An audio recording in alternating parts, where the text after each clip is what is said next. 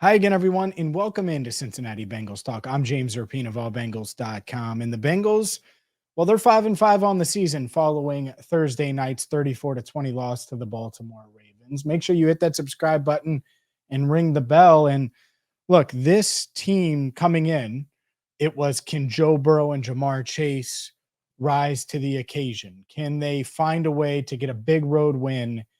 And when Joe Burrow played his last snap, he gave the Bengals their first and their only lead 10-7. Burrow suffering a sprained wrist, according to head coach Zach Taylor, left in the second quarter of the game, didn't return, was unable to grip the ball on the sideline, had to go into the Bengals locker room and was seen after, and this makes sense, discussing the possibility of an MRI. He said, "We'll see," to multiple players while dapping them up with his left hand, not his throwing hand, of course. Zach Taylor also said that there was no existing injury coming into tonight's game.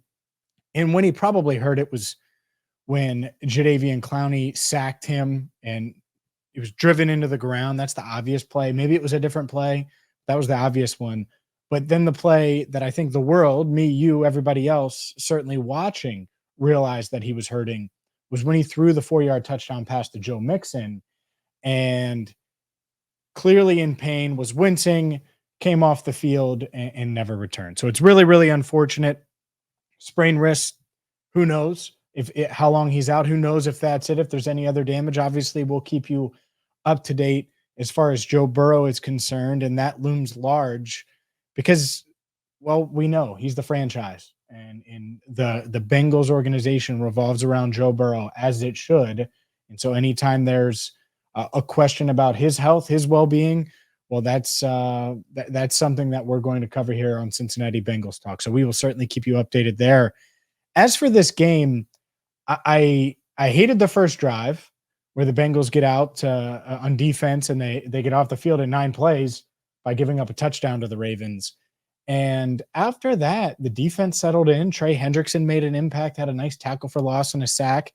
Joe Burrow and the Bengals offense settled in very quickly. You go and get points on that first possession of the game.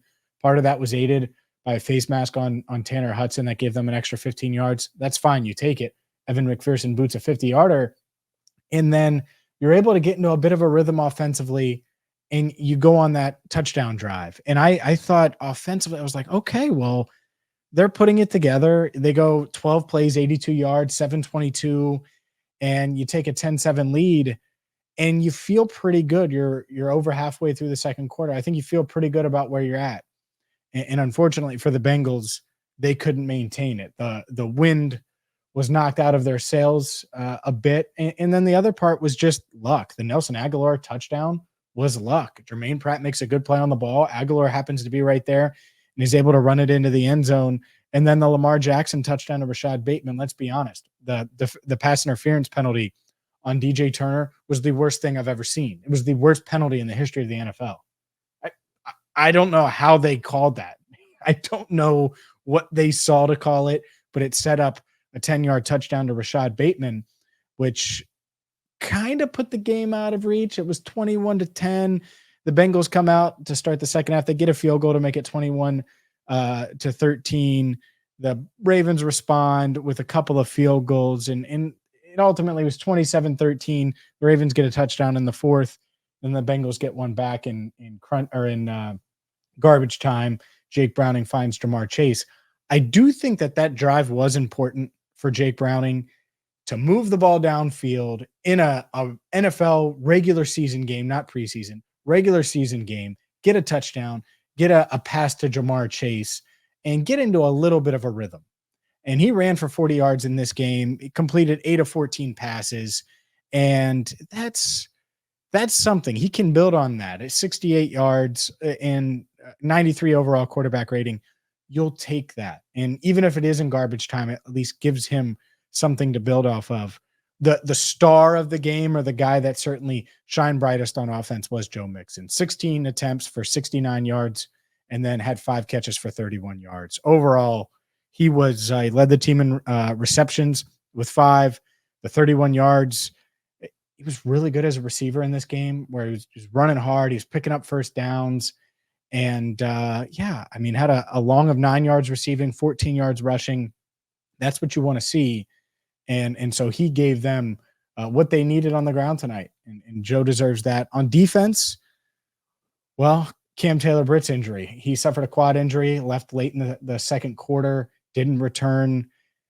We'll see on him too. I mean, I think that's scary because you look at that cornerback room and Chidobe Awuzie. I actually think he's taken a couple steps forward tonight. Had a couple nice plays, I thought, where he was able to run stride for stride with Odell Beckham Jr., which is no easy task as he continues to return to form following an ACL injury last season. But Cam Taylor-Britt has been such a big part of this Bengals defense. And so hopefully he's not out long. Hopefully it's one of those things where the extra couple of days since they played Thursday night, he's able to come back for that Pittsburgh game a week from Sunday at Paycor Stadium. Had a really nice pass defense. Did Cam Taylor-Britt deep downfield. Did the seatbelt celebration, which I love. Love that celebration. It was perfectly timed. And so get well soon, Cam. But the guy that shined most on defense to me is at least most the biggest surprise, I would say. Jordan Battle. Jordan Battle getting a ton of reps, had 11 combined tackles, and was all over the field. I noticed him plenty. I'm sure you did too watching. Logan Wilson also all over the field. 9 tackles, a quarterback hit as well, forced a fumble. And yeah, I think there are some little bright spots, but it's just lingering. That's why we did a video mid-game on Joe Burrow. It's lingering. It's the cloud that's going to hover over this entire thing. It's one thing to be 5-5. It's another to be 5-5 and not sure if you're going to have Joe Burrow. And so we're going to keep you covered right here on Cincinnati Bengals Talk. We'll be at Paycor Stadium on Friday. I know we didn't travel. You're used to us traveling. Didn't get to Baltimore midweek, but we will be at Paycor Stadium on Friday. Zach Taylor's scheduled to talk, and obviously we'll be in the locker room as well. So hopefully we have some Joe Burrow news. We can get you the latest on that and much, much more. So hit that subscribe button, ring the bell so you get notified when we post our latest videos. And man, what a bummer. What a bummer tonight was. The Bengals lose to the Ravens in Baltimore 34-20. For Andrew Fox Miller, our channel coordinator, I'm James Rapien signing off for now on CBT, Cincinnati Bengals Talk.